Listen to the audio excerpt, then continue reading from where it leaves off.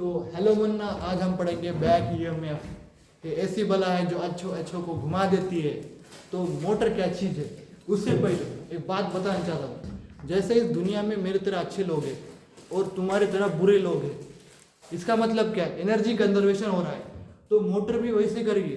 जैसे वैसे DC motor में एक एनर्जी कंजर्वेशन कौन करता है? बैक ईएमएफ करता है।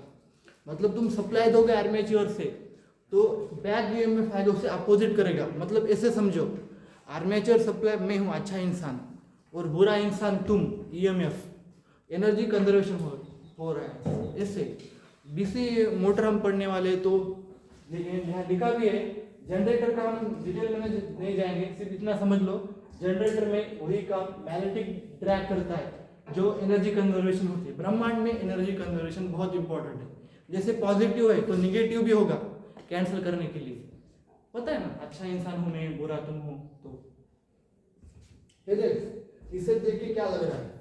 अरे ये तो वही है, फील्ड कॉइल। फील्ड कॉइल बोलो या फील्ड वाइंडिंग बोलो, इसके सामने आर्मेचर, ये दोनों एक दूसरे के सामने हैं, तो क्या करेंगे? पैरेलल है। तो कौन सी डीसी मोटर है? Shunt DC motor. Shunt DC motor है।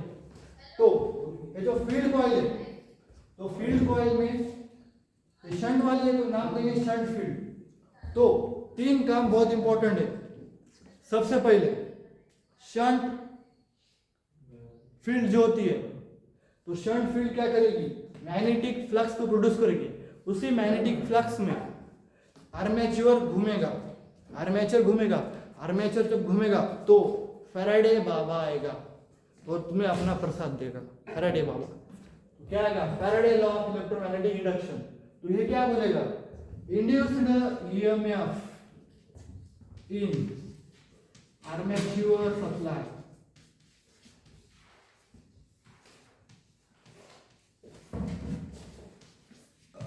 एक इंड्यूस ईएमएफ होगा, इलेक्ट्रोमोटिव फोर्स। इलेक्ट्रोमोटिव फोर्स बहुत इंपॉर्टेंट होता है इलेक्ट्रिसिटी जनरेट करने में, बनाने में। इलेक्ट्रोमोटिव फोर्स, इसका फुल फॉर्म है ईएमएफ का।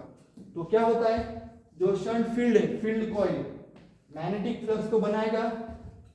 ये देख, शंट फील्ड देखेगा आर्मेचर की तरफ और बनाएगा, ओके मैं तुझे घुमाऊंगा अपने प्यार में। तो प्यार कैसे करेगा? मैग्नेटिक फ्लक्स बनाएगा इस प्यार में, फिर घूमेगा। फिर घूमने के बाद फैराडे बाबा बोलेगा इस आर्मेचर सप्लाई में घूमने की वजह से ईएमएफ प्रोड्यूस होगा। फिर कौन आएगा? फिर आएगा लेंस लॉ, लेंस बाबा। तो लेंस लॉ आएगा, तो लेंस लॉ का बोलेगा जो इंड्यूस ईएमएफ होगा, जहां से सप्लाई मिलेगा उसके अपोजिट, मतलब ये जो तुम्हारा इंड्यूस ईएमएफ तैयार होगा और जो आर्मेचर सप्लाई जो आती है और तुम्हारा जो इंड्यूस ईएमएफ तैयार होगा वो अपोजिट जाएंगे। कैसे जाएंगे? अपोजिट। इंड्यूस ईएमएफ जो आर्मेचर सप्लाई में हुआ था, the induce EMF act opposite in armature supply। तो क्या होगा? देख कैसा हो रहा है, देख ले। मैं जा रहा हूं और मेरा एक दोस्त सामने से आ रहा है, और जब ऐसे आएगा मैं से जाऊंगा तो एक धक्का लगेगा, उसका शोल्डर मेरे शोल्डर को लगेगा। फिर धक्के से मैं ऐसा घूमूंगा, रोटेट होऊंगा और वो भी रोटेट हो जाएगा, मतलब हम दोनों घूम गए। तो वैसे ही जो इंड्यूस ईएमएफ है, तेरा आर्मेचर सप्लाई ऊपर से आएगा और इंड्यूस ईएमएफ लेंस लॉ की वजह, लेंस लॉ क्या बोलेगा? वो अपोजिट एक्ट करेगा। तो जो अपोजिट एक्ट जाएगा तो आर्मेचर रोटेट हो जाएगा। फिर देखा तेरी मोटर घूम रही है, हो गया, इतना ही था। ऐसे ही तेरी डीसी मोटर काम करती है। ये था ईएमएफ, और फिर इसी ईएमएफ को हम क्या बोलेंगे? Known as back EMF. इसे डिनोट कैसे करते हैं बैक ईएमएफ को?